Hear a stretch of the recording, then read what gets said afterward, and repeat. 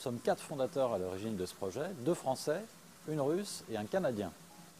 Une discussion assez conviviale, on va dire, en 2007, où on se rend compte qu'il y a d'une part l'évolution des réseaux sociaux professionnels, de type LinkedIn ou Viadeo, qui sont des généralistes, mais l'absence d'un lieu de rendez-vous pour les professionnels de l'industrie du luxe. Quand on parle de l'industrie du luxe, on peut parler des chaussures, de la mode, de l'hospitality, du private aviation, de l'immobilier. Tous ces secteurs ne disposent pas d'un lieu où se réunir et discuter, échanger des points de vue, des informations ou pourquoi pas des opportunités de collaboration. Ça, c'est un premier constat que nous faisons.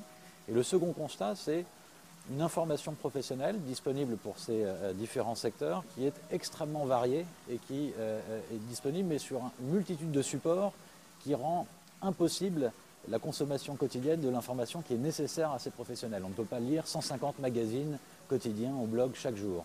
Donc on voit là une deuxième opportunité, c'est d'agréger en un seul point et de rendre digeste finalement pour ces professionnels qui en ont besoin l'information pertinente qui correspond à leurs attentes. Et c'est sur la base de ces deux constats qu'est née Luxury Society. Nous avons eu 2 surprises dans la construction de cette plateforme depuis 2 ans.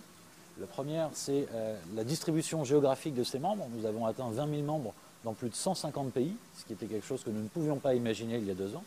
Et la deuxième surprise, c'est le niveau moyen de qualification des membres qui ont été cooptés, qui se sont invités entre eux, puisque la moitié de cette communauté de 20 000 membres est composée de dirigeants d'entreprises. Donc on va avoir des dirigeants d'assez haut niveau, qui est une population qu'on a rarement l'habitude de trouver sur d'autres réseaux sociaux professionnels généralistes, ce qui justifie quelque part la raison d'être quelque part de Luxury Society. Notre futur, nous sommes convaincus que c'est une combinaison finalement entre cette expérience en ligne et la capacité de pouvoir se réunir physiquement. Parce que dans toute communauté, et peut-être plus spécialement dans l'industrie du luxe, nous sommes persuadés que rien ne remplacera jamais une poignée de main conviviale et pourquoi pas une coupe de champagne dans un endroit sympathique pour pouvoir démarrer des conversations ou recréer des connexions, faire en sorte qu'un membre puisse rencontrer 5, 10 ou 20 personnes par an qui sont des personnes qui font sens par rapport à son business et qui vont lui apporter une valeur concrète dans l'exercice de son quotidien. Si vous avez 5 minutes par jour à passer sur un seul site internet, ce site devrait vous permettre d'accéder, petit 1, à l'information qui est importante pour vous. Que vous faut-il savoir dans les 24 dernières heures pour être un meilleur professionnel? Et deuxièmement, être capable de rentrer en contact rapidement et facilement, contextuellement, avec les personnes qui vous intéressent. Si vous deviez passer 5 minutes sur un site qui vous permette ces 2 éléments-là, alors je souhaite que ce soit Luxury Society qui figure sur votre page d'accueil. La raison pour laquelle Sofitel a choisi d'être partenaire de Luxury Society est assez simple, c'est que nous sommes un réseau d'hôtels global avec un positionnement luxe affirmé, un lien très fort avec notre ADN française et à travers ça, on a voulu s'associer à Luxury Society pour être les ambassadeurs de ce luxe à la française à travers le monde. Luxury Society était pour nous une occasion inespérée de pouvoir aller à la rencontre de personnalités qui sont dans cet univers de prestige, qui aiment, qui apprécient et qui sont à la recherche des meilleures choses, dont Cognac Louis XIII.